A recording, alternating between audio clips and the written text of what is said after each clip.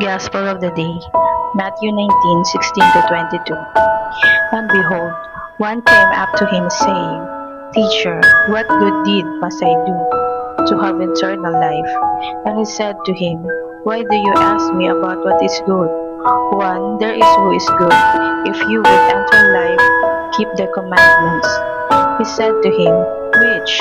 And Jesus said, You shall not kill, you shall not commit adultery, you shall not steal, you shall not bear false witness. Honor your father and mother, and you shall love your neighbor as yourself. The young man said to him, All this I have observed, what do I still lack? Jesus said to him, If you would be perfect, go, sell what you possess, and give to the poor, and you will have treasure in heaven, and come follow me. When the young man heard this, he went away sorrowful, for he had great possessions.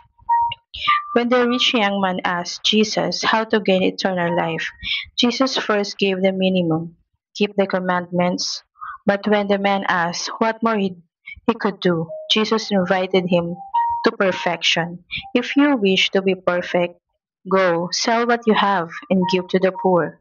Then come, follow me. This challenges each of us directly.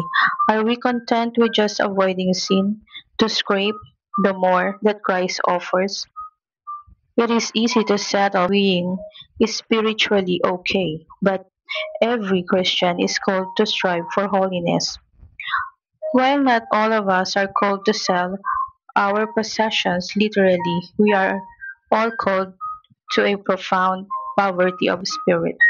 This means cultivating a deep interior detachment from worldly things, making God and His will our only true treasure. It is a readiness to surrender anything if the Lord were to ask it of us.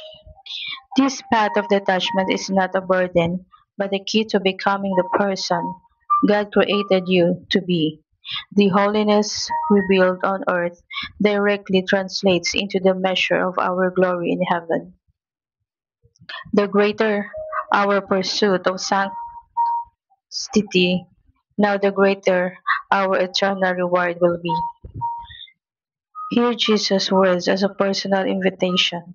Do not settle for the minimum. Respond with a generous yes to His call to perfection and build up a treasure that will last forever. Dear Lord, you called the rich young man to perfection, and you call me too.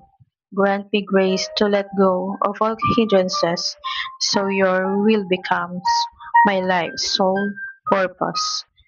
Jesus, I trust in you. Amen.